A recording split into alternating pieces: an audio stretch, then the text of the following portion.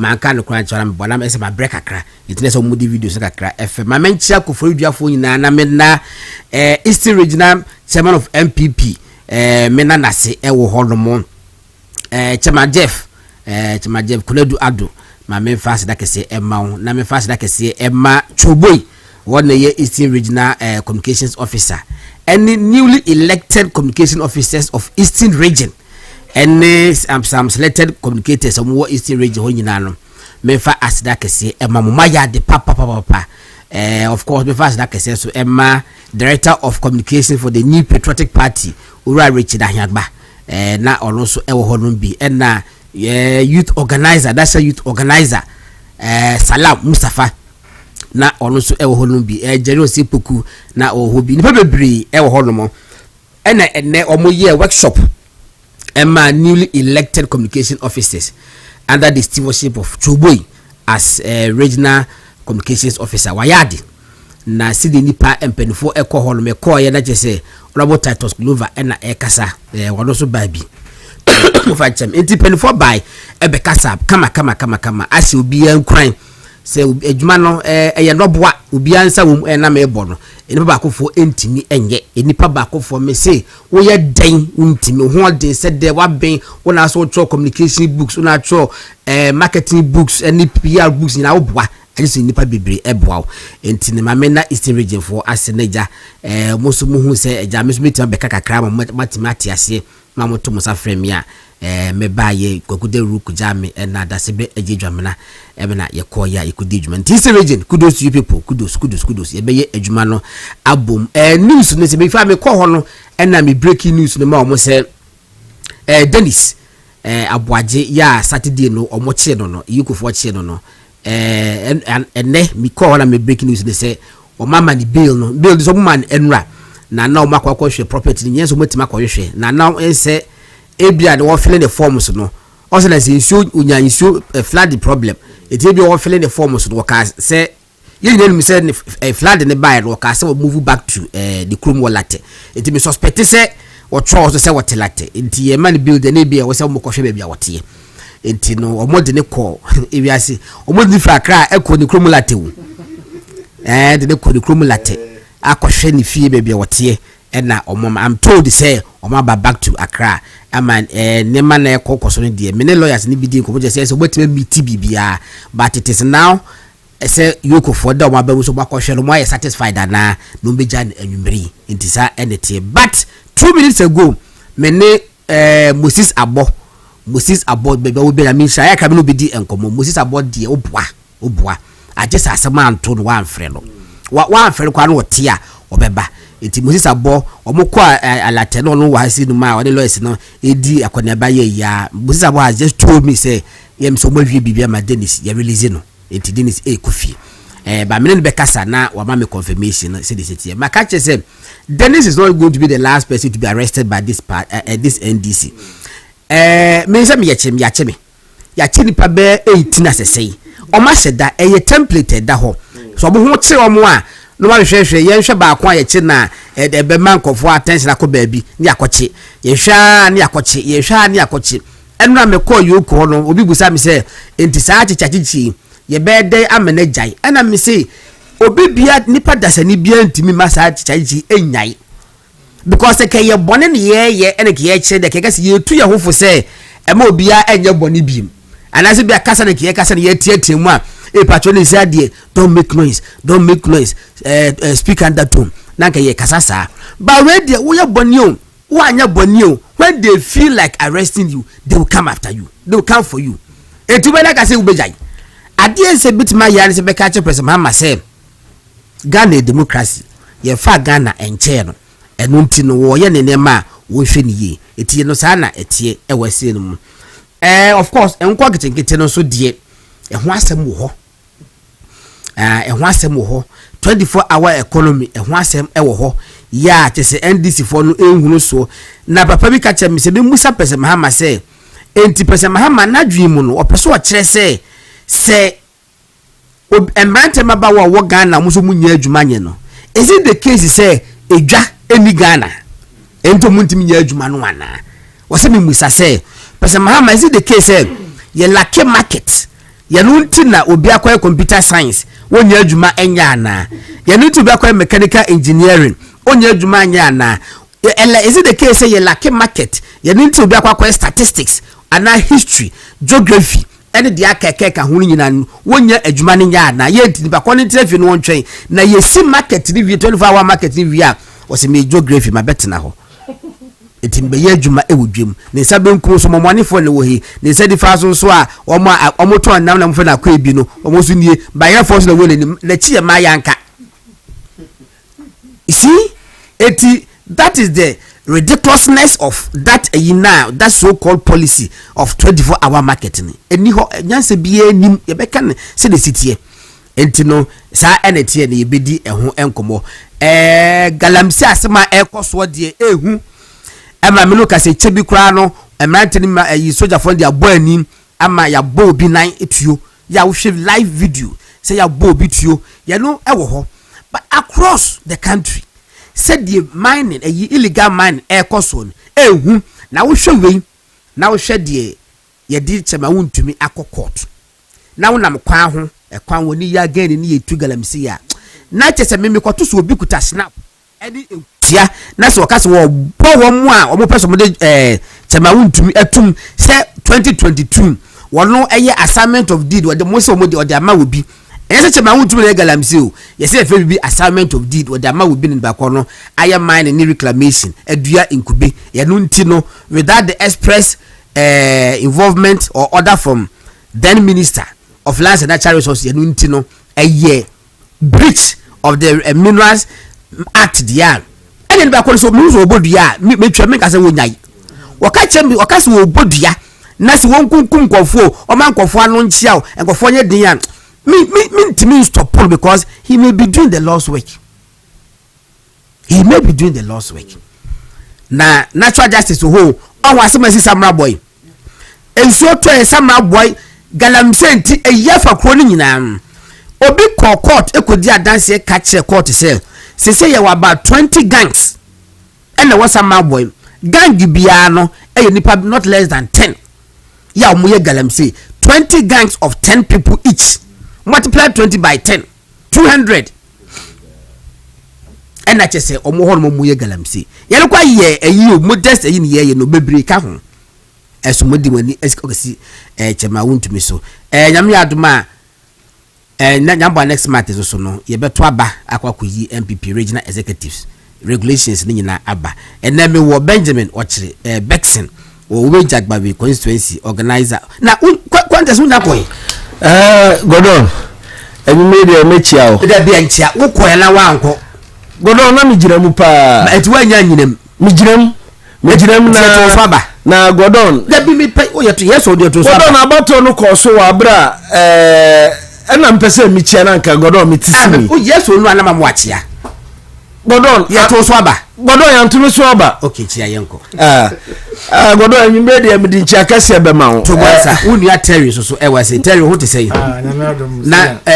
me ko miginam yeto so aba da bi na ye de aye wuru e we weja ho no mo ye be ko and then Mr Champo cappuccino so ha capo de te say na me ado mboko da income o ya ho o twedi ampa da roma e de jamiase na dia chain aware for dressing de wuni pa na me tiase we aware for dressing na me tiase and say the incoming national communications director etans say dia na I think say baby and do share over the weekend na otwi mum adwuma wo boy en kopiem no won the eastern region and them yam ahodo awura mu a na ekire say ampa adwuma no kra no enya mfrase no wa hyase dada o nyame dia cheye me gidi ye say obi biara owo NPP amanu ko ho do na odo party no ebe ho say ampa owura yi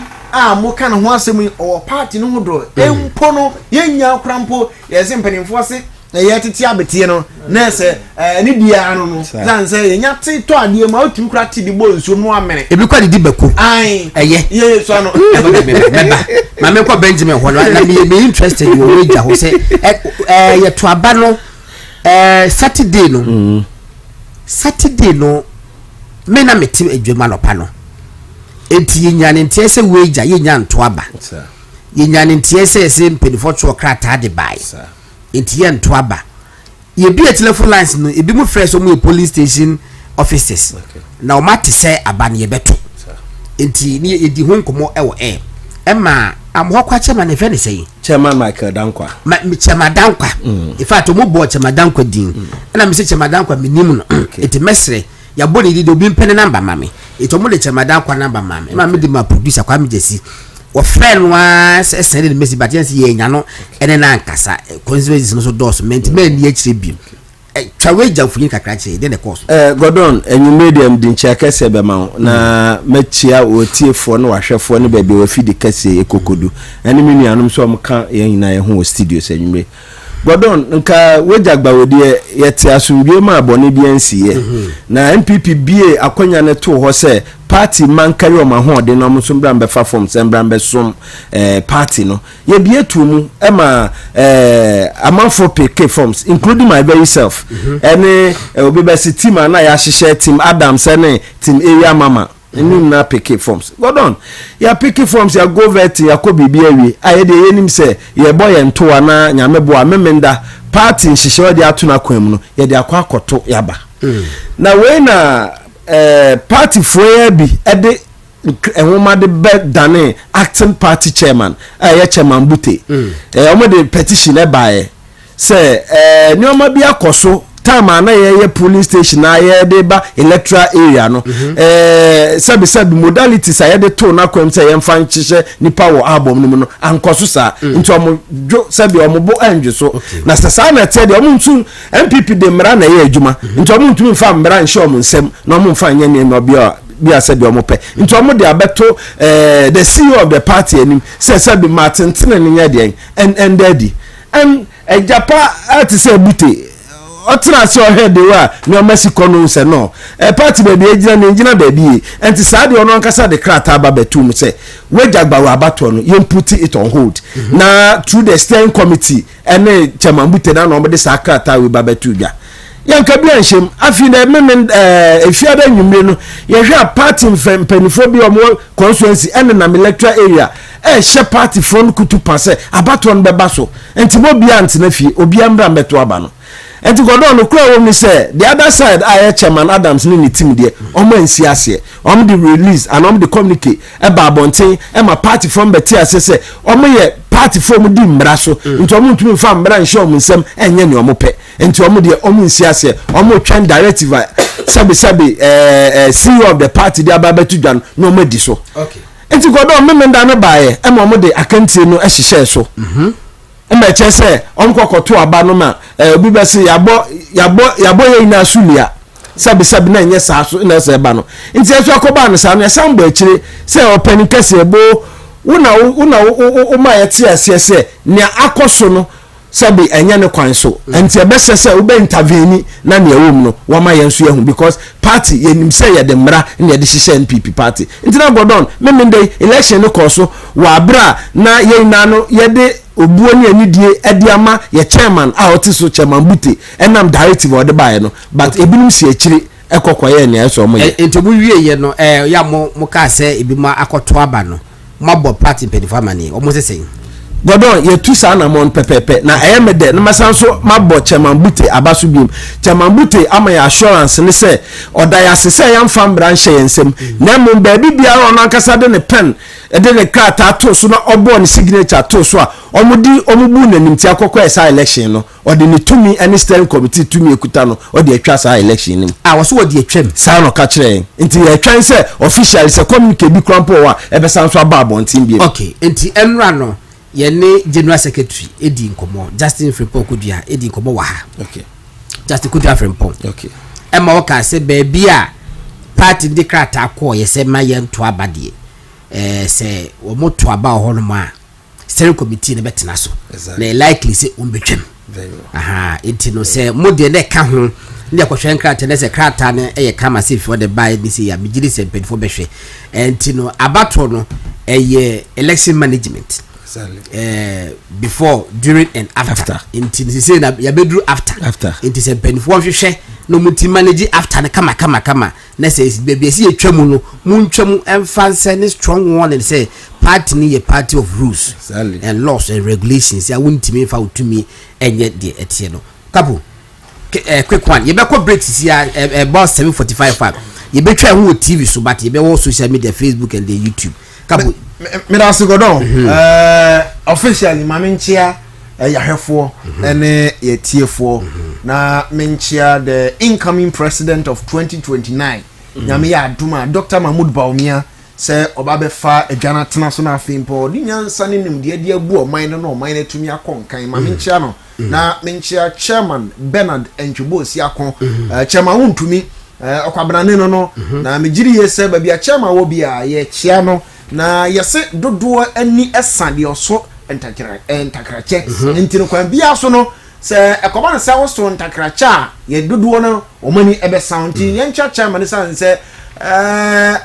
de wonum nim se na omunim se ombe chairman yodio se ya na nkono krampo no wapaba na so se munim nipa o chairman wontumi a enkani enka momo amape ba bia fa nka de mu ye nyina kranko magai esa nse ni amonam so kwan amonam so no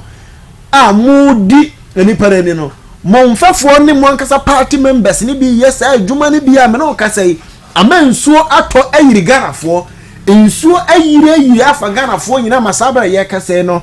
timamfo dodo na ahwere wono magapade esan eniamo hosam ane galamse ahodo a ekoso o my Ghana baram nim say chairman de yese bema nsinso mansa no ham nto no nsinso mansa ogira konkon no so be ham amenyimpa nyina hu say ampa adwuma no obeye no waye ne yie ama bi atimi akoso na menchia the incoming director of communication ma menchia ho nso esan say adwuma na otwi mu efrendra ba nyina wo bono e kire say ampa se ye de jawa na kire ye de asoma wo ne sa ntino adwuma wo bono migiri say NPP ma ene Ghana ebehwe na afi kramponsoro omo edimu enso eni na o maye de sese omo eye ma memfa nchia emfamfri zongo movement for Dr. Mahmoud Bawumia akache mfama Dr. Mahmoud Bawumia ene NPP manyina since from 2015 and zongo movement for Dr. Mahmoud Bawumia here from the Ashanti region aba be duru enkran entina yemfa nchia shronko emfama Dr. Mahmoud Bawumia na godon ade ba ko se elections are a course over the weekend na emiamia hodo yenya ntie se mpanimfo kire se emiamia bi wo ha ensesa abato no etumi koso esan ba ko mienu bi ntimi ntime ho ase bi a e bi enam so ma ne ba yinti no wonom entwentwen so by one say ade we mekai se ebi asipen e wo bra mpanimfo ma sa directives ahodo e ma abato no bi ba so ema omugitu mu bar minim se bia na de si bire bi atwam no na bia na sa ho no na enka dia omode enkrata ahodo ekoye no ho but indeed general secretary ade atodwa se me ahodo a omode omo serve omo nkrata ahodo se ma abato no nkoso na de omo behwe na omo hodo on na yakoto no foforo sanse se koba ne se yede communicate aba se abato a mo koto no ensasa mo koto mo ntwentwen so esan menteme ho ase na ene omo ba ko mienu bi nti no mo ntwentwen mo na ase amegiri ye se ewose ade ani die ni obuo ede man panimfo na ye twen na ye hwe se ni a ade asam na mpanimfo beka baransa se ye ye ho se ye ni o constituency ha ye beto aba no ye de beto ye de ye pebeto ekoba ne sa na chese yamfa obuo ne ani dia mfa mampanimfo sanse mpanimfo kora kakasa bi se opening na fie ama mofrawe na nka se mpampini ye kan wo momowe na nka ya na ye be kan sa opening na dia ka ho enti ya tan se wo constituencies ahodo a mpanimfo de directives ahodo baaye na mo ye chairman mo ye mpanimfo da party na no wo ho no ehwe ma abato no course no I think se entwa yie eno but all the same rohwe me ahodo bi a abato no course ma kenkan hwe afo no southwest na African some part of Ashanti region I believe say me adodo na no abato e course no e course ye enye bibia na obenya 100% de den a bia ba ko mienu obi giridi obi krampa no onye NPP ba obi krampa no onye obi asaso oto aba but all per se yen kasa ntino ba be ye mentim ho ase gidigidi nso we kom no na onya party ba na se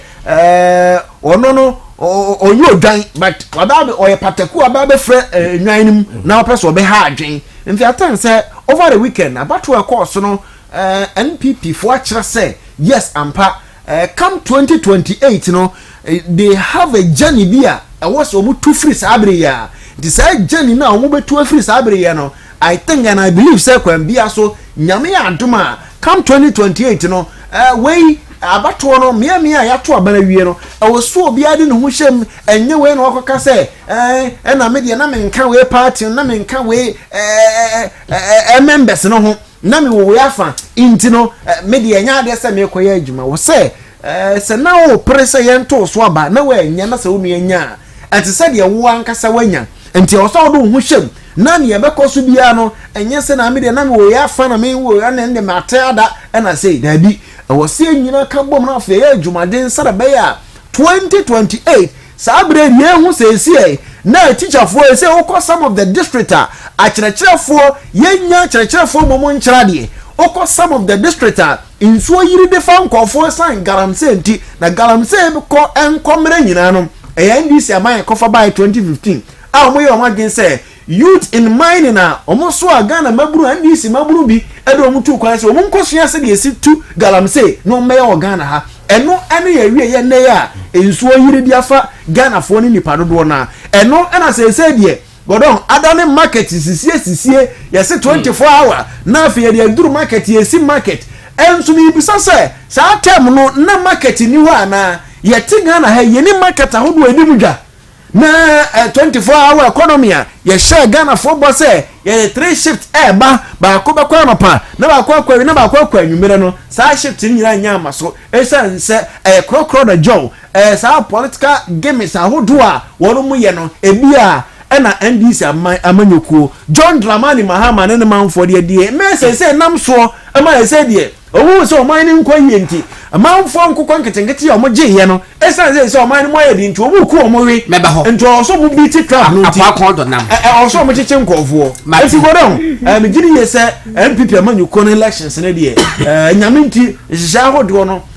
me gidi se ekoyi me dase pa cappuccino na motene kanu Terry na wo de abato no wanko pe bia ho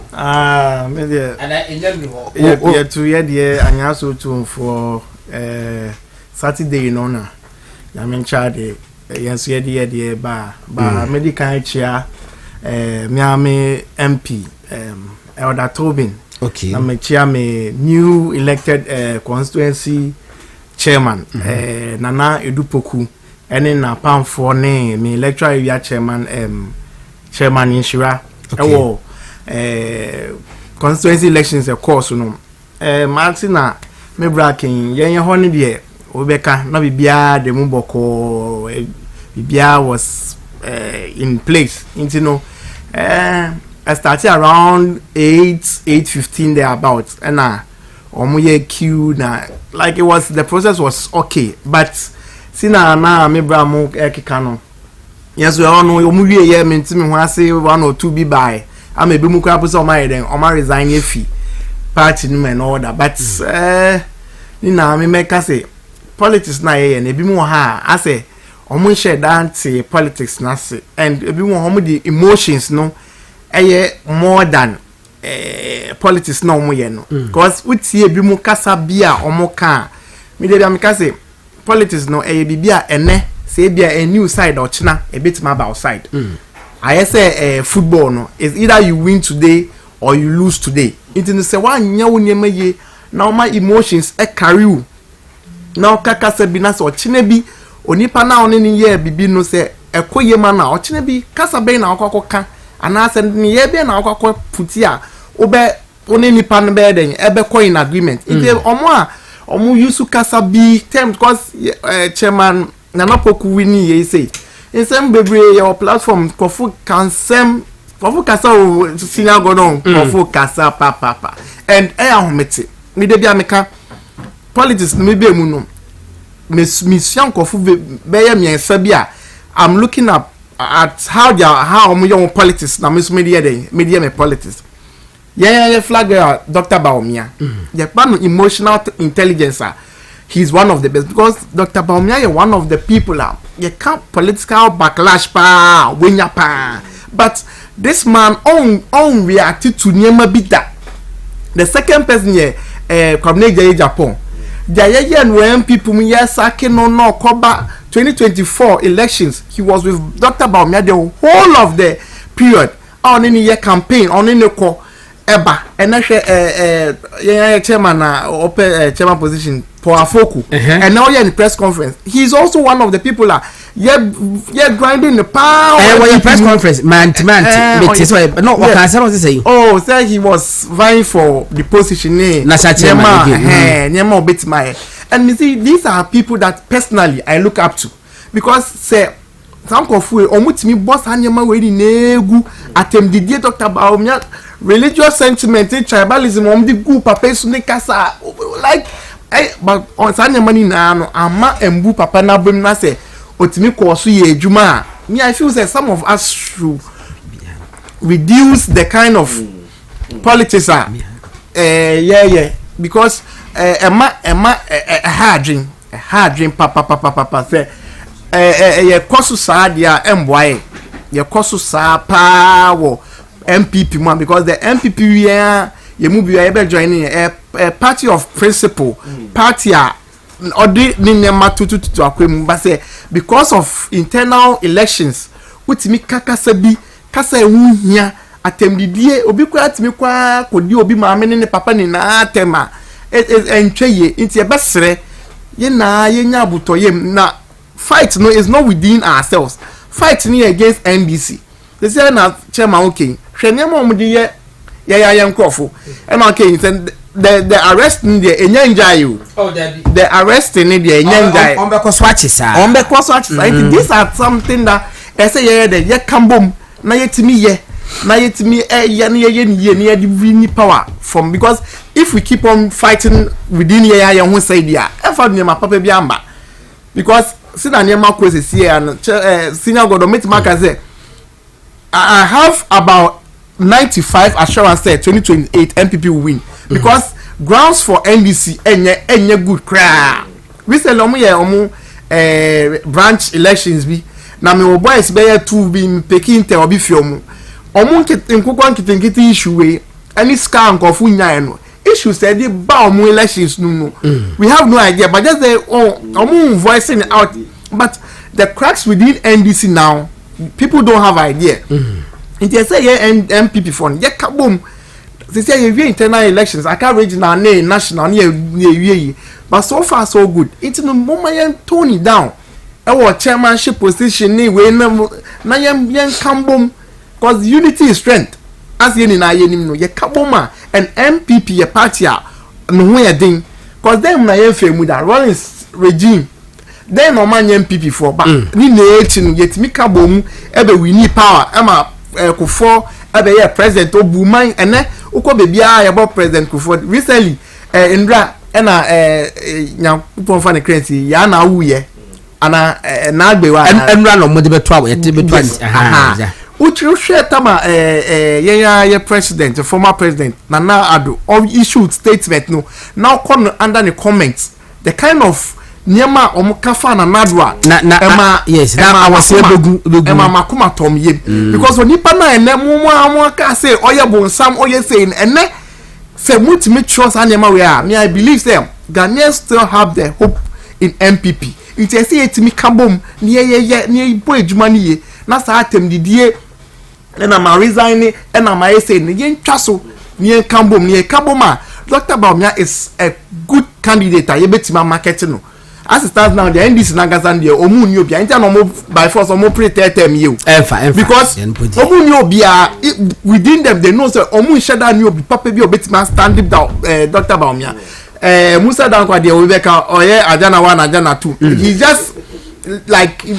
rising emotions but physically or they personally know say obi means standing Dr. Baumia so the only thing now we need as a party is say ye be carbon ni movie party na head not 2028 ni etimi aiden aba bemu na ye bu minor ama Ghana for Indian because NDC way NDC ni legacy bia nkaka ya president Mahama only legacy bia wadi nkuko nkete ni 24-hour market na bebri yani so but as it stands now 18 months ni yehushi na mike omo branch executive elections o me intel na me peki no kasa omo ka wo meeting ase ano no yehushi yaba musi say nkuko ne ba ye omo se nkuko ba ko bia me boy ba ko ka che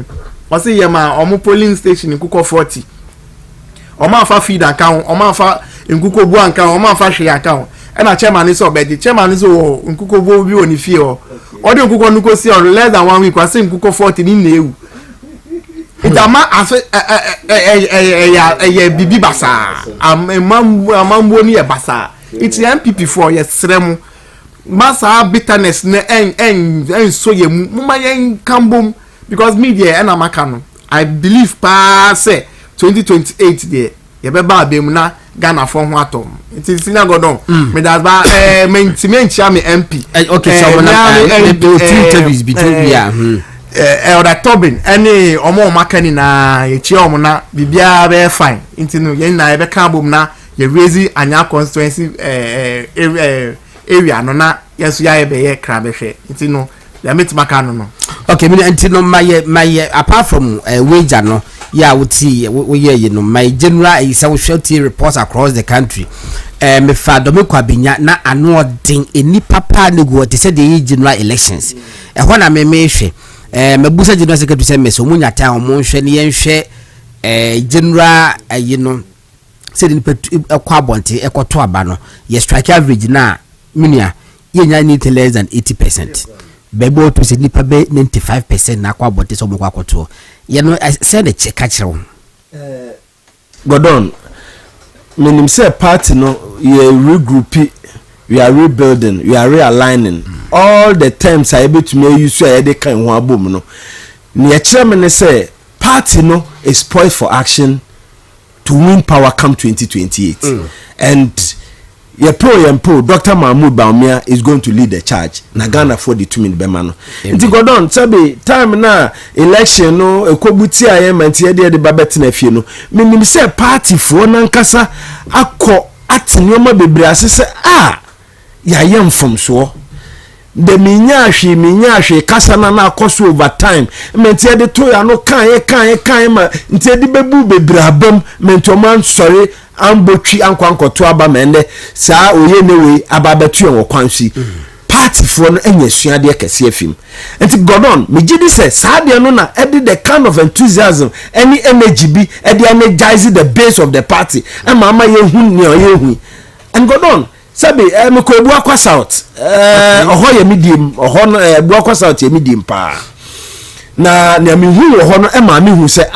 party ya hihye nyoma yegusu ya hihye nyoma ye ni abese ye petumi 2028 enti Gordon MPP we are regrouping, MPP we are realigning, MPP we are rebuilding na sa hodin we na we pay na say Dr. Mahmoud Baumia di anima inshallah 2028 Ghana for the Abenya and the Bema MPP na ye de esom papa e de abre Ghana for na nya sebe krokro de John Amambo ya John Dramani Mahama e de man okay and sebi koso kwasiada no sebi koso kwasiada no wo wiamwase na konso simple friend say wo de ye fe say bibi say something wo de minya me de behwe ni me de beba yi na menya ni dian kasa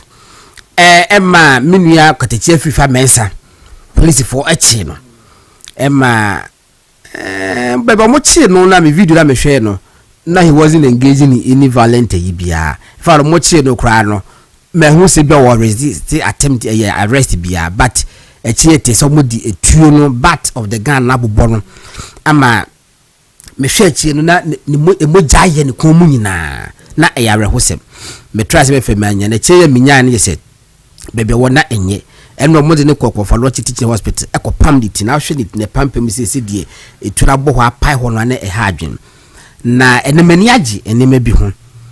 menya ne tie se leader of the mighty minority honorable wasahina fenyo marking asuma honorable Jerry Ahmed se onko na wonko hwe de akoso no na mo fa yi entu yi eye master stroke sana empenifo se ye yade enti aha okay obi ka che so na chema enti no me hwe se metimi ne honorable edi nkoma waje penny me arrange na yetimi ne akasa wo phone so no wache de ekọ ho no de ekosiye na bibia akoye me ka che se election no ye manage before, during, and then after. When after the bia, omo share na omo amanage. Kapu yanko na men try se menya opinion na men na akasa straight away. Right, Godon, me say na ohwe enioma hodo a ekoso ewo man Ghana. Ni nyina kire se yen Ghana fo ya nto abapa. Na we nya mamu a ye kase eya mamu a obi apese omanya yetimu a adienchi obi nkasa se empo ye hu se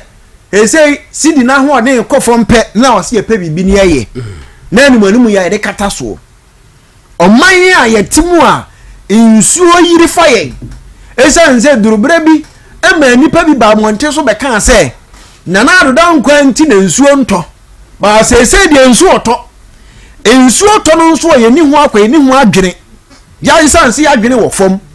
mperimfo bi adwene wo fom okuruma nti no nsuo ne to na ye fa yen galamsa hodo ekoso o man Ghana nanka na nado danko akufo ado penso nsamtwerefo bi kosa ekosa abie ede besi TV so ekosa abie ebebubu brodo sa o manya ti o manya milo enti o mo de ebomo no sa afo ni na da so te o ma me na o kasei o man no esei o man na to apemie se o man ya etim yen shada ni mpanimfo bi a nakasa nyansa papa bi a wo binum tirim esa sabio nyansa wo ye de wo enti so anya mfirifi a kapo patro twema me na yese me nya honorable Jerry Ahmed ewo ahoma no so na meni ni eni enkomo honorable good evening patro temenka patro na mo tse mi adom ahwade ho na wo voice die mi nya ka o de kwata kra FM ek mani beje pa emu odu papa emu ode base wom but now we are commentator extraordinary. You don't need any extraordinary voice again. Answer ni ebe kwa nkobolo so no. Mami bi na na no was it Friday and Saturday dey bi na kwa ye na mo ye clean up exercise. Now mami awu just wunya ba mi ntina na wo so wo bewuo na enipa base e ba wo a wo se mo ma na duane. If I was sponsor the man no. In fact, why ya the papa better say man of the month. I say the man. Let it say. Oh, I just said me but na me June we be I won't say na e be a frustration so na action kakra. Sometimes we so until I say it will be one problems. Now the problems also are not but sometimes I think that maybe I should have pointed out details, spoken to her on a more lighter note. Oh, yes, we would have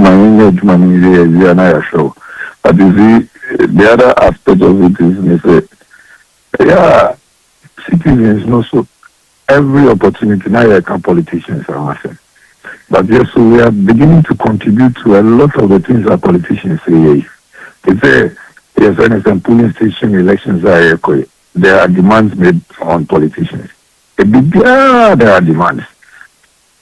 See, when the politician also gets the opportunity, then with all due respect, they also tend to do things only to their advantage and to the neglect of the wider populace. So what you say. I mean, it's the same way. We had gone there. I had gone there earlier. So flat by me. I'm a baby say. I'm a 2 nti eba na sa no you say I think it went on a Monday. I had to change my ticket and come back on a Tuesday morning. I mean almost Wednesday, Thursday up to Friday. I had to go to all of these places. The day I sure say, oh, it didn't hear matters now. They are more. It didn't hear say from before. Sorry. We had all these conversations with some churches, especially the Pentecost churches, any Methodist churches, and in Miami Presby Church. And they helped us, they gave us their places of worship and I didn't call for aftermath, President instructed say, yeah, clean up exercise. And clean up exercise, I'll be there by a minute to the baby now. Gordon, and it wasn't easy. And you not imagine it, she will even be thinking of how we can clear the garbage so that there won't be diarrhea, there won't be cholera, there won't be in so to be a different skill. So I say. Many municipal chief executive, ni assembly member, ni police form, DH, ni Baba. Sorry, as early as 5 o'clock. About see say the ball airborne in and yani Kia track Kasano Motam, Yako one central point. Oh, we told this Petocobina no, mobile, then I would demand 5 Janiam back. Oh, what is a and I know maybe we say more the bank was na mobile. Where you say anyway. And hazards of the job will be no say that we can earlier no. But we need to have a rejuvenation of our mindset. Mindset, they are poor. Every time there is an expectation on the politician, there is an expectation on government. Can you believe that Obi Bisashovo? The shop there's no reason that we some business money shovel because we will shop no car. What I say when you got a name, so I say, and the area but say the bow you got a name, so the money shovel. How? Expectations in the air bar it can lead to exploitation. And you know, the point. If you are a good communicator, when there is unnecessary or unwarranted expectations, it can lead to exploitation. Because when you are expecting me to pay rent, you are expecting me to pay medical bills. People are even going to impregnate their wives. They come to you. The cost of the and me, salary now I wouldn't say anything, and I'm not getting. Then I'm starting also exploiting. And then yes, sir. That shouldn't be what we must be doing. Okay. That's it. Now, and any say leader of the mighty minority or Sahina Alexander for your marking. And what in Como say, as someone a course so could see that we are Master Ashanti region or Yem said na and Chay. It's in say was silly the team Binamonco, Namonco Shanamun Faye and to Pacho sanity, Namoko de Cosisi. 100% leadership, I can say. Pockets of violence, no, and Kofona they are involved. Money now, for us to avert any further situation, no, first of all, let's check on them, let's check on their health, let's ensure that everybody is okay. Let's give them a platform to whatever it is not, so that they can resolve it because in fact, leader Kasane say every little counts. And to leave every little counts, let's reach out. And they are not. And I told tickets, ma'am, say, I'm about with first thing in the morning. Me flying Kumasi. So by 7 o'clock, I'm in charge of Nama Kobi. We could do, the first move I made and I say, Nami Frere, original caucus chairman, Honorable Animedu, me Leonard Senior. John Okunungo, the chairman is only Honorable only chairman WONTUMI, Akasa. Now chairman WONTUMI, the first person we had to visit was Honorable Mavis in Cancer Board. And the Honorable Mavis Fee. And it's now up till about 9:30. Now I have bon common now chair the SCA. And I see the guys on my own. And I'll see what plan is, none inside your plan. And then I say, would pray say, it will be better. I know no car show me say Danyamia Duma, what's no better tell that we have a parliament. Yeah, Kasana, Papa by. And obviously, as the chief of the area and as a father for all of us. Then we also spoke to him, say, on your book and I check, and work so that we can move forward as his children and as one unit. I was not there and share any problem. Whatever it is, we need due process. Say a co-election, a man running here, Juma, no be a command to him. He is not against Ubia or Bed Jina and on Jina. All he wants is for us to be one understand ourselves and let there be no form of violence. And that was it. And we spoke. And I made sure almost a media. Send a leader as Mameno. I named leadership as Mameno. There was the need for me because the other instruction was for me to go and visit Enya or Kateche FIFA. Now, also engage him and know what the issues are. And there is also a situation with his custody. I say, if the bill can be granted and how we can all facilitate or help for bill to be granted. And see, to a point on also, happen or under police custody, but because not what Papa right when it is, I don't know exactly what happened. I didn't ask him, but now you have just 1 minute remaining. You can dial *506# to continue talking now. To call my boy, my name is about 30 minutes. And I also make a man of Kafra and I'm chairing the leadership at chairman in there. Say we should calm down, we should engage, we are one people,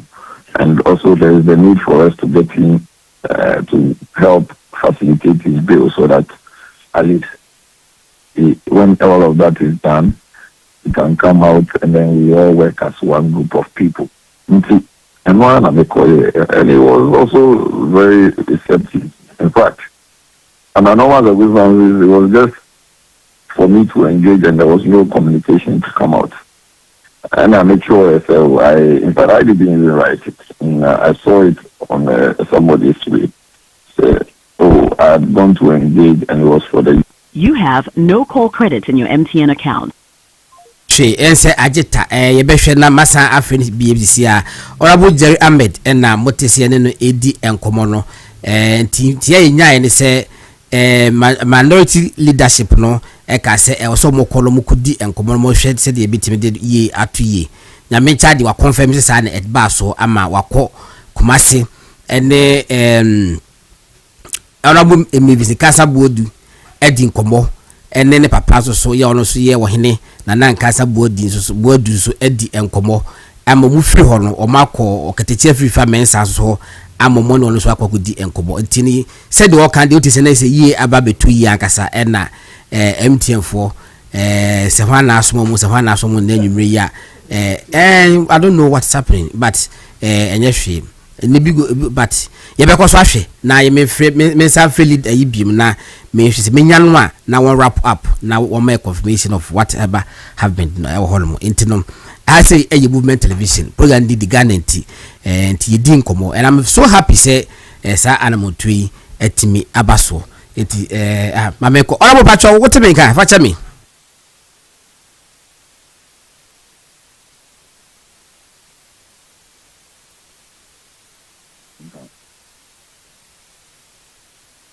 Hello.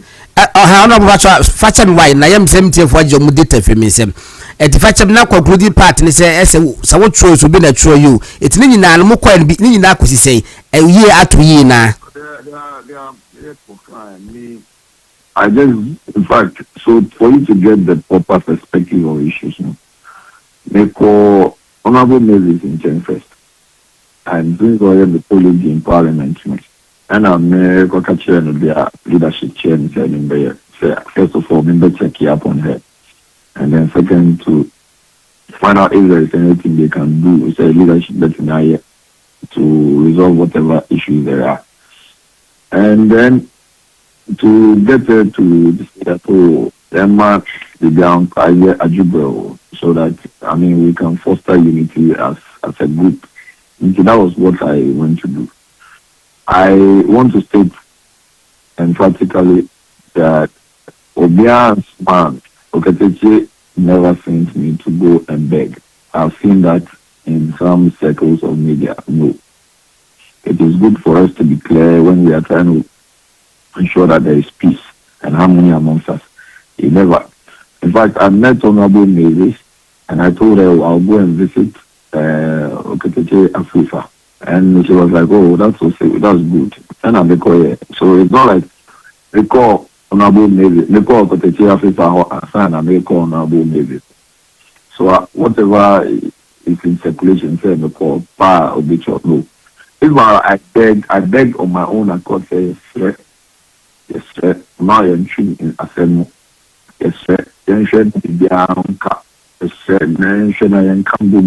These were some of the things I said, but not because somebody asked me in particular to go like anybody. Indefatigable communicator. This is what I can tell you. Mame, Honorable Jayamed, Mame Kacho Sawe no kafo.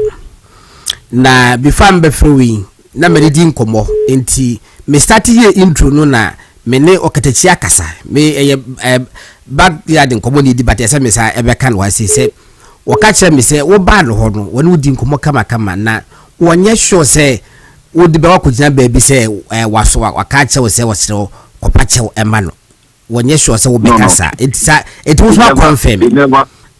said that. Yeah, was I have seen a communication or a release like that, and please, nobody can accuse that to me. I have never written anything like that. He never said that to me. He believes in his principles. He believes that, well, he didn't do anything wrong. But that is not for me to say or otherwise. So I can say, we are looking at resolving the matter. Say, let's say, and yes, sir, you better escalate it. Sometimes when people are trying to resolve matters, and I will go find 4-1, and I will call that back one, then it becomes a problem. I went to visit based on the leadership's directions and instructions. And what they asked me to do was exactly what I want to do. Me na me papa no chop wo fie ho Mr. No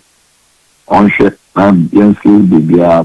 ono ye papa. We would need his guidance to have this matter resolved. Ukatete never ever sent me to do anything else. And I think say you are right to have done that. Say Bimpedu asa wo ye penimu wo ye wo hene enti say wo kasa e wo wan kasa wan na mu a wo nye bone kra ba kokra na. Oh, and it was very receptive. It was very nice in all kinds of you but what am I saying? And you know, obviously, I don't know our issues, so he told me. But if I know issues, I can tell anyone. But yes, I, on my behalf and on behalf of leadership, went to him to say that intervene for us because we are your children. So that because you sit on the stool, we need you to do so that there will be lasting peace. That's exactly what I did. Yeah, that's why. Yadase intino diaka de abato ne course de no eye party mpenifo asem head office for asem intino ye bebusa wo mo na da bia de samu inti minti musa sa question de kra intino me be call general secretary ne acting national chairman ho na yakudisa enkomo no etebusa for honorable Jerry Amir Shaib na ye de ni di enkomo member of parliament for wage agbabi honorable yadase enanyuri eni ya meso me dase di enkomo no ye di ebesi yam say picture no ena wode abano me ba cho Gideon me ma statement bi fatoso na me kan quickly na me TV info me nti afija sechere east na say ba cho biemu kakra na adiasa me sewa na yenhwe sidie yenhwe sidie adena na ewen ma me enkan influence Gideon okay anyway I say for the records and what my position this was ase honoma FIFA mensa funi na down no abrantie pa kama was my position I was hey emrante bro of more thing I refuse to be used as a pawn in anyone's political calculations or public relations exercise. My convictions are not for sale, my principles are not negotiable, and my integrity cannot be compromised to satisfy the ambitions or interests of any individual or group. Those who seek to rewrite the facts through carefully staged optics should understand that the Ghanaian people deserve amnesty, not political theater. I remain resolute in my commitment to truth, justice, due process, and the rule of law. I shall continue to pursue every legitimate avenue available to protect my rights and defend the democratic values upon which our great party is founded. I therefore call on party faithful, supporters, members of the media, and the general public to disregard any suggestion that the said video represents my position or was produced with my knowledge, consent, or approval. The truth cannot be manufactured, and history will judge every actor by the rule they choose to play. Signed, Communications Directorate and Okatechi Efunini and Eda Asi. Nti Mabusa no wose wonwa ene efremu akachi ena aba abontin. Nti yem se the ekoso e wo hono no ye di ebesiese no. Me ba cho give of a to so menya a video, small video be short video be of a Dennis say you releasing eventually. Yeah, I feel coffee me can earlier but me say me di funyi so video ne ba na obia eye nti fatos ma me yes just few seconds about 10 seconds be na yenhwe cd esitie iti abra wode eba no yenhwe ne yentoa enkomo no so yenhwe na yentoa Terry obeka bi kan we are my bumpen for no so but I said you read the fatos why video no enkomo ne dey ase aye bebre yes sina odi kan oketete enkomo yi na we na yes rese mpinfo no bedding the corner makoye and no kweni sina ye ne honorable Jeremy ame boss kasa ye o wa cheche nsi mama me boato me anaze makuma to me papa because it was all over the social media na I say yanu fu so afa no omde ye politics ehunhia e wo social media no so but as is all said and done management and I say leaders of the minority ako ama sia no mako tutu ne mama ne mani na eden atuto yi as we speak now inti eda nyame ase and na meka earlier on say the politics is a politician yenye na yedi na yenti ho ase because as it stands now NDC has nothing to offer Ghanaians. And if we unite and move forward as a nation and as a political party, we can drive the nation forward. Inti yesre MPP foni na nya odo netsema na yenhwe ye leader Dr. Bawumia attitude na yensi yenfanye den yenfa mbo party ne kambom na yentimi push ye agenda for 2028 no sana ebe den yebetima ba and as say communication director or Miracles Abuaje ni issues e baye as it ya no nyame nchade ati say you releasing the adepa emaye na but you said something earlier on say the everybody should expect say bit matching as it stands now everybody should expect say bit matching because how anema kono say yanhwe ya hu ya but and also to me emma yen kaya nuntu because we are following the party of elephant and elephant is not an animal me say you push over big keke debi at any given time obebem no he will come in strong but that's me as it stands now there this attitude of yachiwe no I'm scared as a young politician we Dennis and ye no from Yoko into modern ko ni fie wo lateno almost had the ba Yoko no ma afi Yoko for who say we ye didi ame e no ma giso wa kesu awie say afi ma men mo fra aduane ne nko ma wie mo ko hurum pokwa mo ntumu enti ye wie o mo Dennis awie e na enti ne de obeda fie o mo che the Saturday Sunday Monday and Tuesday e na ye yi no say wonko fie na minimum say the stop order to so a it even prevents you from entering the jurisdiction. I can stop all that the toll so actually say any say we free Ghana echo baby. You are stopped from leaving the jurisdiction. It is stop all the mother toll so no almost said no more at the year Juma. But stop all that doesn't prevent you from entering the jurisdiction. It would say mama stop order on me swap. Me wa bucha me ma because Moses stop order ti ma me ma it is a me law abiding no na me boa say me but what the make us say stop order there yes men to climb outside the jurisdiction but I didn't know say stop order no say also means say don't come into the jurisdiction when you are out of the jurisdiction already anyway you know yes see na can me as a young politician oh, they be mean so mommy who per se, but the young NDC politicians, no, that is the people I'm scared for. Okay. Because they say no, we are you can't be say internet doesn't forget. We be no people are keeping in their records. Meanwhile, that will be more than 2 gig of NDC He has more than 2 gig. And if say in the near future, there is a possibility say it will be very soon. If say MPP for 2 years, are we going to talk and answer because this bill conditions and then actually or say no, it's a First time we really review on social media say Speaker of Parliament say democracy is backsliding. And that is the reality. Because me democracy assist a kabima min kebi. And yes, a kabina men kebi. Me kebi ba WONTUMI. Because if this kind of precedence was set during a coup for the time, by this time can be say say party no obitia so party no more. Because in summer young activists, social media activists, influencers, any even appointment, your friend is saying, Nanado down any doctor about if this kind of precedence was set there, and again this Nankegu, because time, Sabi, time. Maybe my man so Elia no mete say cooker so ya cooker. Wiana mete na mini ha mate se kuka so ya che ma menkwa homa so na Moses abo ya wo boa ma nyina kama me release Dennis no me sam ebusa ne so beta confirm am say na kuka e wo hefa Moses ya moadwo e mo akwa ba wa bre ne te say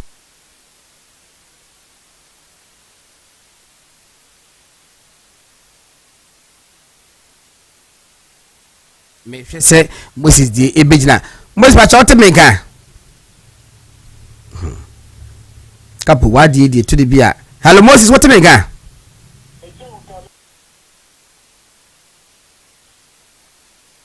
Mami just a minute why me jiri say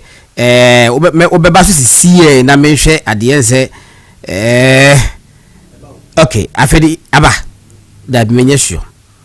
mami ensa entra na me quality Moses abo na ye try say bit na connect na ye oba so what mega? Me to ka godo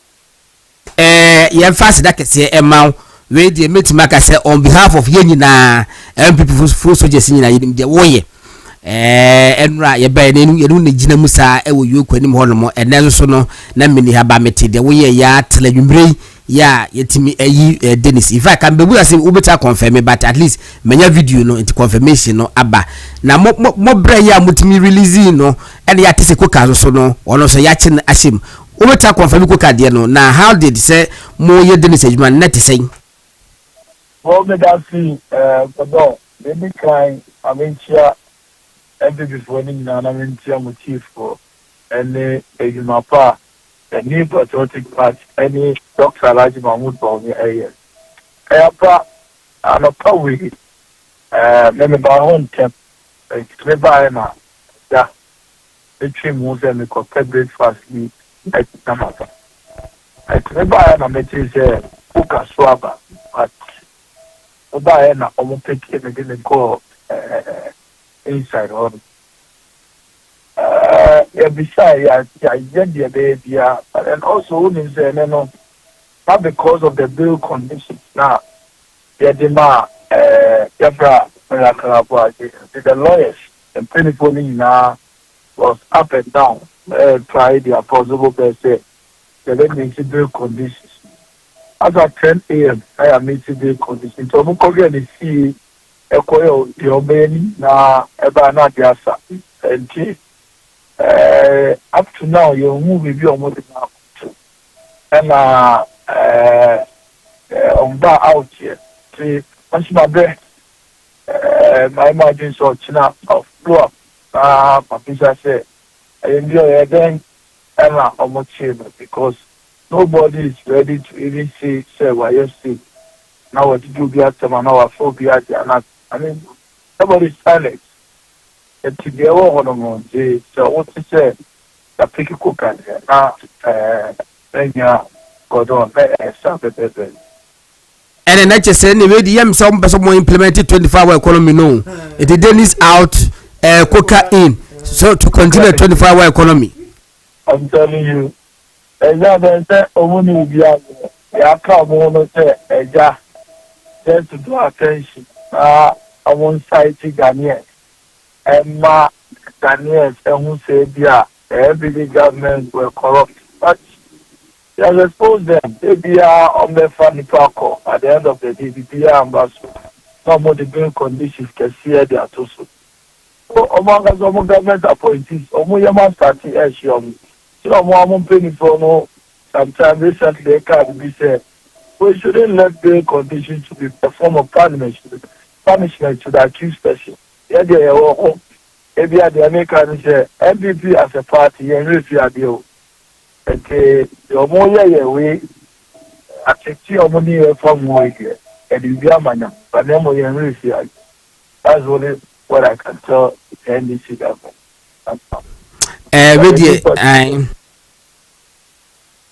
American say MP before the young Kayan. This is the time ever sorry. This is the time I ever made the time I unity party so that they better manage the power Africa concept. You go down, Kakami so Mekano Adiama, the new patriotic party and the public as well. What brent yen kasakese entino kopere so bi dware fa nchine bi dware kakra na fa baby body koda ho nyame adom akina ye besa abeto ankomo no so Dennis out cooker in 24-hour economy be implemented by Yoko nyame adom akina ye ba kohwe se the city why party goro tie cooker ye evening shift cooker run evening shift sia no ye nim but cooker na Yoko de so mandate no fraud ne sa de sikasem ne ade no it is a minimum se koka no ye bibio so waka bibio so ye bibi ko pa minimum se Yoko follow mandate sa so be china na even so waka bi kura say Yoko de enya Yoko na be chi enu ta mekan bia be hwe bia na police for ho na chi no ene do mo say ho enam say ho security facility ninti no e bo mo chi na o metin na wura inside ako prepare na bes na koma bie nai anase bia police ntino yen hwe how this is going to pan out because minim say obi na born you say ebre yeni nka so oh sanity say ndi yes ebre yeni nka so but what we are expecting from woman no enye no mo yi what we are expecting from NDC enye no mo yi what are you expecting from them Bono, say bibia nkoso o my Ghana. The bibia nkoso ake eche nkofo. Oh yeah, I don't dey achichi dey obache but say me no ka say ye boto my dry bi so bo no you say ye boto my dry. Ye twa ma o. Say ye twa ma, I don't think na nam so ma sa nkokon kitenkite say o mo so ma we o ma de nyina nkokoro ma mo nyina. O ma we sa nkokoro nyina. Bono ye tikrom ha say Emma ye be ka kire say o big push. Asa big push no. Abe yi akwan hodo ene ense be kan wo man Ghana ba wo hwa achimota ha ya goro achimota omo awufri ense ka ukọ achimota wo mo call pass sa stretch wo no asai ma godon edura no pa traffic timiche from ofanko barrier ebesi achimota yesi o mpelimfo okrom ha yesi o big push agenda ye be yi akwan pacho edura no pa ko hwe sa akwan no so na traffic ache Ghana ye main road ampacho na mo na ya na tem to da bia metrase na bibisa se sa mpanimfo ye so mo ada roads and highway ano ye mpanimfo MCs ne mpanimfo hodo ya o mu ntu kwan na be ba cho so mu ntu kwan na empomo ya transit ewo Ethiopia ha ya eto da bia o mu koda ho a ye o mu hwe o makwan na o mu hwe kwan o mu fa so o mu duru Kenya Mbacho omo hwe kwan ho fa so na empanimfo mu tukwa mko Tunisia omo hwe kwan na omo mu ko South Africa mbacho omo hwe omo kwan na from Joburg eko Durban ekwan a obefa so ansa na akọ Durban mbacho ya omo hwe ana so omo hwe na omo ba Ghana ade na omo yese omo betimi ayese djuma na omo koye na makwa ko hwe ni bi se obi yare a no empanimfo omo yare no mama omo mene so de eko South Africa eko Doko USA ko but o ye na wakwanfo akwantantan we say so achimota me road ya ekwan na mu ntimi nya ma na nya yie but de o wadada no so a etutuo no so mu nso kakra ni akwansabo abegu kwa ze kwa de yesi ko ta ne petuntum ni ni epenye de omo de begugugu so enti si etikrom ni e wo mpanimfo wo man mu na ye mache no wani e mache no ene mo fa nkrama nkonkogu ewura mu na mo ana mo kwa chere chere yeah mo kwa chere chere we enya wei ene eto abama ho so meye enya wei ene eto abama NDC aban se omra meye o Ghana ha de eto abama no se o ka chere so be ma mabu na djuma sambra me no ka se godo me se okọ mia hodo a chere for so mo chere de sukuu bi amapa na me hwe yete teacher ni ba akon from KG1 to class 6 and teacher ni ba akon che otwa nkwansiri be se enan wa se ba bi de ade mmere o se hefa nkwansiri nan ansa na okọ chere de but o chere for na over best 48,000 se 50,000 chere for no a ba ka chere so wa bi portal enjomo nko na afa nko ko no emuduro se ne se o ye om krokro da jon me ye on penimfo bi ti se asie du nkati oba be ka kire se ko fo kotofo no ba ka kire se na mu nyina mu ko di police ene when na nko bokro na ho na nchi se o sam penimfo we wo krom ha na kire se me ka kire se ene na oman no enye anim ne ye kro e se ye on penimfo bi wo krom ase ya adwuma ase so mo ye ro mo nye o ma dwen wo fo ne sikadie no nko a position no pe ne ye o mo de barse anya djuma na mwa Ghana for de ba cho ye enti edurubere mi nya sami jamfi ekota afide so kan se ye to isi janyina mo ahoden kane na one city eko company friends hotel o kire se Dr. Mahmoud Bawumia ho na ekro but nei ye ka say last week here and over 3.9% ebeka electricity ho se Ghana ye di ku enti we ye friends akoto beku ma eni aban ye wo mu ye koto ne abeku ye ma enti me no ka say bebia ni ho a meka say die wo ye gadini wo koto moku ampacho wo bon sere ni pani su adan moku say tomatoes mako na ye 20 cedis tomatoes enti se to ma na ka kire say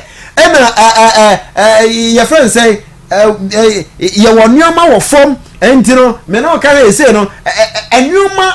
wo fom no ye de wo hen lesan say okoto ko bi agodo wontumi ko bi no ontumi nto ne bo ontumi nto na ma wo to de aduane de ontumi nto enu nti ne ko ba say ene na NDC nkrofo a yesesa nkokọ de komo mo say nkokọ nketenkete no saa nkrofo ni nyina me no ka say o ma hwe nkokọ no esan say even pono akokọ na de komo ani pa no feed a obeto na odi ama nkukwa na die ama nkukwa no anyine nkura no sika no onya bi mfa nto na wuri mu say o mo launch sa da ayi no nkukwa gitigiti no person ha ma promise say o mo feed de be ma wo mo oh yes yes feed o ka so mo mo feed oh ka so mo mo ba feed mo nye nto ma we kokọ no ise kokọ bo 3 months mo ko ma wi oh yes e 6 weeks ah 6 weeks me kana me pick here no omo eba I think 2 weeks time aba na nkon be omdi 40 na mom na 10 wu ye dey no mde ba na 10 wu omewu na chairman educo say nimbu less than 1 week na omo 30 o se na kari na oh na se omo ko do benya bi pa nyo ko no wu she omo oh yes omewu yare for nko an na ko sisa nkuko obi a ye nyina nim se ebra en confirm to yirai ye obi a enien ko dua enua no efa enua ne yirai na say ni power e ka kira o se wo ma nkokọ abacho nkokọ no je nkokọ na bi se nkokọ de ama we nkokọ ne ba benyina ba be ya mo ba beton de area na da mida enti ayanda nada ani ada garafo nada no ma da ye na se de ka kira se 24 hour economy ye be 3 shift na sa shift ahodo no e da boa ama wo babunu bi anya adwuma ye me pa cho ye sei ene e won mo mutifi kura de buburu ja e se adwuma no ko fa hin no anya bi aye o ma no mo mu kura ye pamu bi ne ntu be fa hin no anya bi aye enso no ni aka ne dede ena wewe me pa to nanadu dam ko akufu ado etena so no anase fo no mutifie from 2014 ebe nyina wasesa o nyina enkosi so free so no na o ma anase fo a wa form achechera fo no wa form no nanya bi ni bari ye wa ba bi ho a wono de oso no o mu achechera fo ye wa ba bi ho mu anase fo ye wa ba bi ho a wo mu adwumaye fo de opere se de ono na kan de ono pe no onye ebi ya ndisi aban a me no ka se e say de ohia na machino no fa yes machino machire nko a ena wo Ghana but say galamsey a omo promise Ghana for say ye betu galamsey ase omo promise Ghana for say ye be ye mo kwan mo omo promise Ghana for say ye ba mo man Ghana mo ye de ade ama mabunu na afa mere wanyina no de ba say be wona ba bia ne de nsa gueti na ne esu ani esu esan se eye wo abambone abamfu ene wo mu aban wanya ban obetimi aboa Ghana for na senko obetimi aboa Ghana for kran ka ehwe akwan so me si achimota heya more than 2 months nie ena saade na ho enso mpanimfo a yesi ye mpanimfo okroma ye fa kwan no so mpanimfo a Rose highway mpanimfo omo fa kwan no so mbacho hwe ka fo kwan so from Malam Junction ho akra no godon ho say ma traffic timiche from Waja na se wo sa mpanimfo we okroma na omo so omo ye mpanimfo a sabio godon da chi bi ho enipa awa de be se benyasi enipa so wa asem ka na binom akuntaguo so mubuo esa se binom age adwuma enso adwuma no wontumi nye omampani so sa omo se omampani so na ntumi mo amma adwuma no so ntumi nkoso dia ene no ono ankasa wara de se ono amu wo hu se medase cappuccino na motenika Benjamin yankoi 24 hour economy dia ekoso ensu toya atoya afidi omusi yakọ prapra bonten serisi prapra bonten enanwumre ya ofa new tensi numa bolanda sugu abonten baby bibiri ena de olomu Jerry Ahmed won so ya so nkoye ewo kumase ye ko ti bon to fa kaka ne enhwe godon me de bia me kase NDC de amambo na nkasa jom nsem na prior to say amambo de bejom nsem no eye kasade ene omanu nom de be fefa Ghana fo ho na isi amambo no godon akwati say damio se wujina ntenten na omo si apawa no so na ebo a wadwen ye wo say that easy na ye ma wakonya say bra betena ho na obi say dabi enye easy ne etu de che kwakwa ye di wi ni dame saa kasari na NDC for the catch Ghana for ementi Ghana for kotom color TV ba beto black and white ntina ne ye hu Mahama ni bibi fufuro bi ama Ghana for the same old John the same old Mahama udwanfu ni mfio bia ine ntie hwe sa Mahama no na nei okọ rebranding ho sanso de brand Ghana for biem sebi pentima mento enti godon me de menim say ni da so ema ewo ho ma Ghana for enti de bia ebe koso ase nyankopon say yesre ni ohia ba bia di aye nkwane ahoden say onfan dum Ghana for no fan dum ye flag bearer Dr. Mahmoud Bawumia no fan dum MPP say be parliamentary candidate ebe be yomo across all the constituencies all over Ghana na Nyakopon azumi yen into 2028 na yetumi aba besesa narrative no because NDC ni bibia man godon hwensu semi Ghana ye gidi se every June July biara aye rainy season a oman yentumi enka se sa yesimantu emu ma bibi sense na so abana bomen fita luku ema de bia ni show we ba ema na ebesi nesi we continue to inherit this kind of disaster year in year out and so ade na aban no awaya fan enfan ho kosi koda sabi NDC akwa ti sabi say Nyankopon pese otwe aso bia pe no de NDC fu aba de NDC fu aba yakwam na afide Ghana asotwe ne ye gusu ayekom nti eja ye besew say ni NDC ni bibi papa bi amai nti Ghana for ne ye from ni ne ye ate ene ne ye experience day in day out reset NDC for the share no hwe reset na ni o Ghana for reset in any and say sabi say Ghana ina ye fi hwe unam circle unam Ghana fanya ba bia nso yire nka first nka nso ta na nka nkranko na yekikem and some part of the country are going through same adai dabena nka akwasi say baby bebre na abeka ho baby bebre ene wo waje Ghana ho baby wo call school junction e holmo kwa you are not safe baby godon you are not safe baby godon I mean, media, Nyame say the whole thing boils down to leadership. Ghana, we are currently going through leadership crisis. You need Penia or take charge. Not just a direction or the money koni. Sabi, ye na ani frafo a to coin, no ni fredi penny no kuta yensem, or dear nan and am gata no. Into your best Ghana for mama enim na ho ne ehuru enim na ye hwe se kan ya kase bi e ba 2028 MPP for na this aka ne ne ba no no ba be isa sum kabi na ebutu ye so asoman no medase ma me fast da kase ma high sense for na Spain for mo say yeah sure wo ma she France too wow, that's serious. And yam say France for no and France for bibia nya dwuma mfa mo sao and yam say France for no Spain for hu atom so so mo se mo Euros no no call finals, right? Hey, wow. But team we are like a France kuta idie. Yes, because our front liners was sharp, they were good. Wow. And even in the midfield defense, but one thing is that William Saliba, April in the first half, did not so free. Until Oprah and free mono. One a very place, no. I think that for now it like I say injury na bantina. Oh, because for the first half not fancy bobo because we attempt France for nyaye Spain for area wa na Olise we hunu so and Olise and click I guess some man red card because they are sliding. Oh, sir, tackle no any record though it could be a yellow card, but I want to make us all man straight Martin. In terms of Ghana, you free walk up room by no asem ka hopa and to me say bia we are over my 2 me I come the back walk up na because what you say Ghana for and it's me mam on say me and go to me my time on the same about 10:30 go say 12:30 ya what the TV so yes pause wontimi nka no but I don't know how me person me san so kan wa ha matters what can hold dia but me person me san so kan wa na conference what can ho answer am what can me ba be on say that me ba be to high sense for adi okay go all the two football na ekoso who hear TV papa na go so ba so a wo bonsu yu camera the go board to say yes why actually camera to unya TV camera no nya fridge so camera chest freezers ni ebi ho air conditioning so enso e wo ho no mo enti high sense for make am for mo dem e di amount omutima 5-year warranty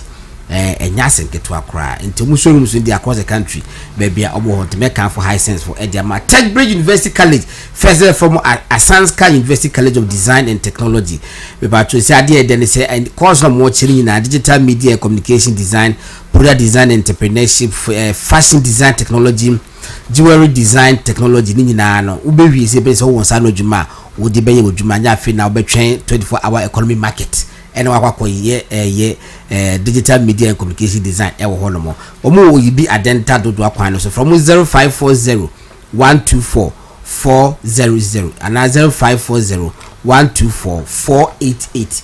Tech Bridge University College and American for Eddie Amam. Semens Vita Herbal Mixture and Capsules also Eba Bonte says Sciatica ever was so about Koneko Jibi na Uhubeto low libido mema and my man so yes mustinya low libido no power itibacho munko jibi na mumubo na maware yes na idea se mo yesa aware for enkoso e wo dem ntumi nyanti o mo nkwala na ba fie se na omo na kwose omo na kwose ehumni aham yes bema ubema na yembre low libido bacho enko ha adwa wo dem se adwa na si akora mpo de eden na inflation akofo mi aseche sei wara me se sa for krampo de nsuo krampo ese petepete ahomache ani okoso nsuo na bema okoso nsuo pipe so ba yes okoso nsuo o sori okoso nsuo esa so ni mi sa wo be ba oba nde nan be to no so and okoso nsuo Brad, you want pen to us. Gastro Mr. Bacho, stomach ulcer, typhoid fever, pains, Udidia, Quadi Gastro Mr. Mensoplas Mr. You don't know my night or mobile banner as a mat Esifian Pacho, Quadi Mensoplas Mr. And a Prosoplas Mr. Sono,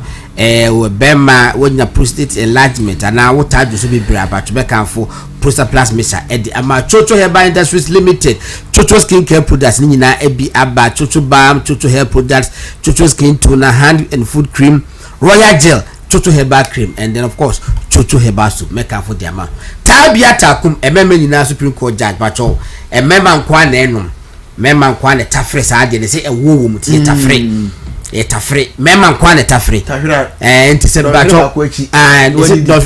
don't show back what you did there say the keja and then they say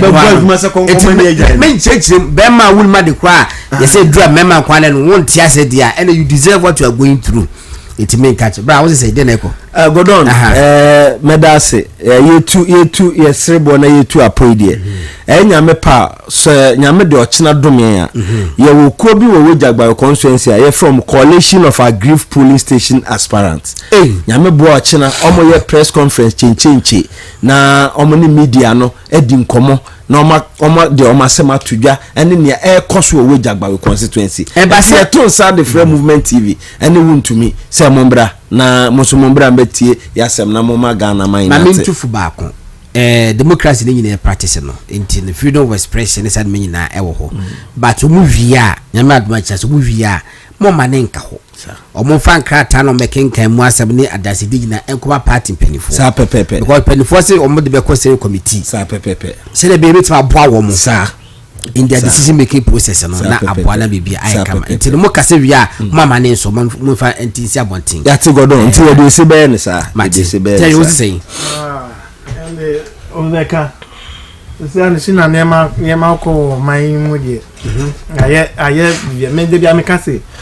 Yewra President Mahama he is one of the politicians that win up opportunity wo come up intino ne by my second coming I was really worried for MPP because them before say oko opposition wakosua niam bebre out the bar say babeha MPP but as it stands now there Rebecca na there meaning say wakosua pa optics say there onu no timi kona ne car stop no ma obi video no say o ma obi atwa kwa kremu o kwa so no akoti na back seat na program no crafo no and only there this there obeka we sua sa de ne pa it no na but say amembo pa there as it stands now there me there and opinion say some agency be am 4.9% of the first 1 year IERP omo ye rate na Saturday no pa hwe betrim live movement TV so Professor Bodiba betina se one way professor one year dean faculty of accounting university UPSC it ne konta ne ka no mama ke ya the figures no ba betina me aduma Saturday na you breaking down 7 to 10 mo hwe and I'm it made the personally and comedy number 2 over 10 because me mushi and you see me ya couple kasembi it seems say my appointments among kofua sebio they don't have a dream with juma no moye no omo occupy positions based on the fact that otimi die Kufuado atem otimi di Baomi atem otimi di MPP atem ti man but say omo ye juma assistance now no obi be claim 5k men 5k women and then uko wa year workers need tietiem there 8 to 6 months ni salary kwa pumba and then president na yade and the member na baso or ye clean up ma the whole nation and then una makra kwem juma time ye yade no Saturday and then as Tuesday no ingwa da so bukomo because obi take decision dia aha o man no Zoom lion buy ye omo ye na Zoom lion and omo terminate contract and then omo compost site na omo close no it no and assemblies no so ni baby a omo kwakoto ball na egu no meje egu efia no it me be say it no clean up na ye no eso fa so pa na say in the next 2-3 weeks no me I wouldn't be surprised if cholera and diarrhea outbreak okroma na sankofo na see NDC for card with that to I'll call for it NDC for na dream omo say omo we see omo crude mentality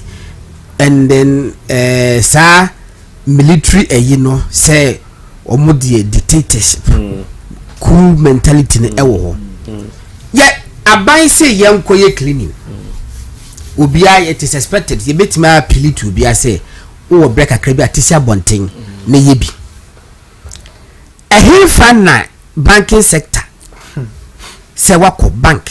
na obi so DC yes say now buy ya was say munye bi na ate say cow bank ma mene die cow bank for wase mani munyam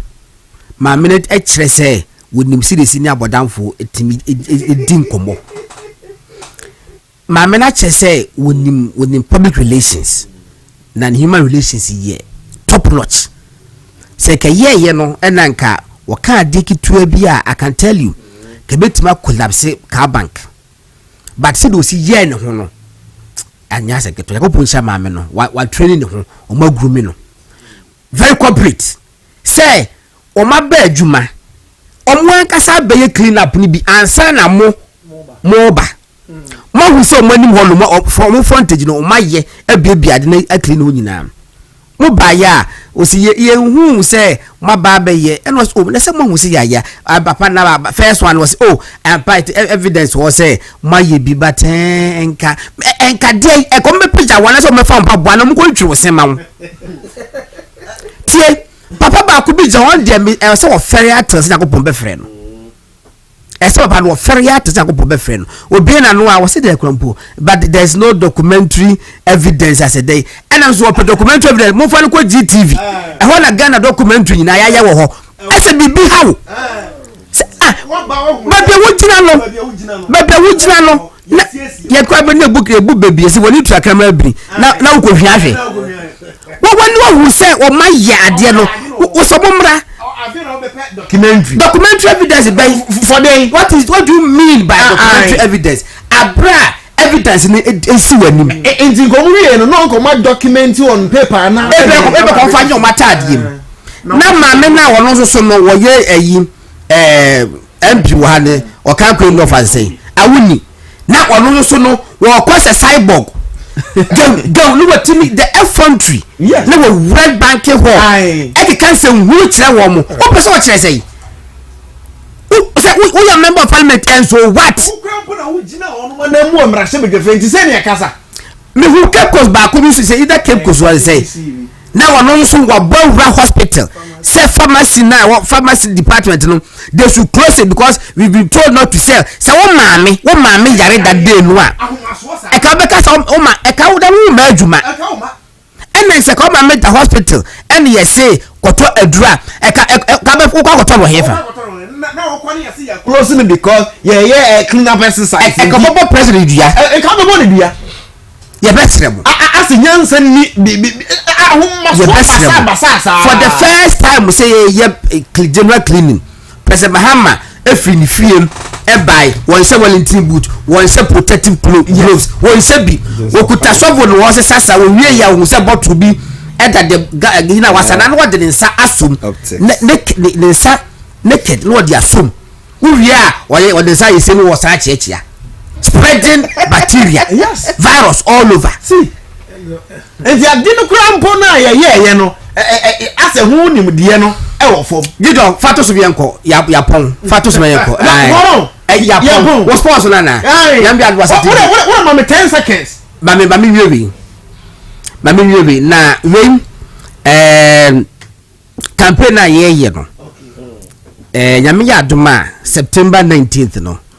ye call national delegates conference na feedback na menya overwhelmingly positive say nyame adoma MPP for me mujide so mbeto abama me say national communications director na mani age broso say me say MPP for wo ya de mo hwe ni sei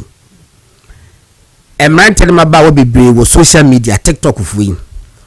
na o mo adwene me ho say ye niska ye de ye campaign no sa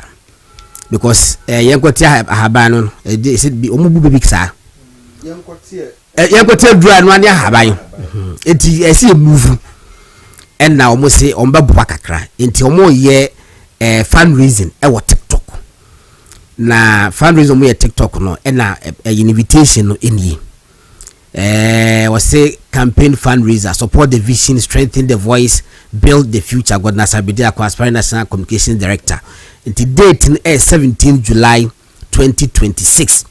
Time on 5 p.m. Almost some take into consideration time zones na we are seeing now, but almost 5 p.m. no ebe boa omo pa enti sa eneti na omo the numbers is what holm say number back holm efe no Elvis Abibu 0275 636747 0275636747 ya mumu in case bibi ne se wa kwa wantimi ankwa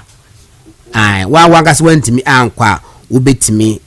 asende mumu no na wodi akọ eholomo na maestro na ebe hosti what Felix appear don't know for the political zone. Felix appear don't know for the political zone. Intino handle no the maestro experience. Intino when you know a TikTok live at the maestro experience. Na omiyemi no the maestro and then the Felix appear no ye fe no Felix the political zone. Intino nyame adoma 17th no edura mu nyina momwa na yenti enko no wa wontimi enko no mumu number no mo ato abontin Elvis Abebiu 0275 636747 ena eda hɔ no ntino we professor Bika Chemi was God will campaign no ye friend Clarion Call Clarion Call no just dodo na efre na nyame ncha de me so magiso na adwuma no ye beye sports no 1 second yes Gordon near me can say the sports ministry e was say omo beyi nsem bia no e was say ye from no mu bu akwenta wan say aban ne kan say omo hwe say enipa 800 no mo budget for the World Cup for the 3 matches Ghana ekwakobo no enti sa 3 matches aban ne budget ye no aban no ehwe ayeye fundraisings ahodo gigi samsika bi enti it is in the book say enipa 800 na aban ne budget for but onim say Gordon World Cup na say matches yenyan kofo mo hwe ye hu say Ghana supporters ni no onim say in a single match ye hu supporters be 200 wo ho. Okay, na ye bo how many matches? Ye bo 3 matches for the group say ye bo 4 kra. Yes. But say 3 matches now ye say omu secure 800 tickets e dey ma supporters no. Yenyan ntia san kan say ye ntumi am for supporters and free hand kwa. Won mo ho no e na di tickets. Sa no kan. But onim say enka ticketa FIFA ati so de ma aban no de ma yen say $60 no ye won na ebinom was sports ministry a wo mo ton ticket no Ghana ha bia ma wo mo outside no $700 ampa be $800 say $1,000 right? yes but FIFA ati so say well because of some support we say into what so at about $60 a bra England for complaining here not some of the countries complaining you know or what it is so but e koduru baby no na yet Ghana ha ton ticket in the man obi okran po minimum obi a ofre me say all cost stadium we driving for like 4 hours o koduru on golo boy bi na ton ticket in the man Kabo and I think say petition ministry no sports ministry am petition wo na mo petition chief of staff yes omo frɛ omo anasa mo fan ko shrage kran because asem we dey na emu awirem yesika no o ma mebu ho akonta medase etabusa for pelifo se kwan wase de ko pa bola na ekopem efem god na Asare-Bediako pelifo be kam ma yedi enkomo de krizo kweku edase adongo my producer nyame adoma ichina live movement in the morning kokudero edebrebrem once again yedamase good night.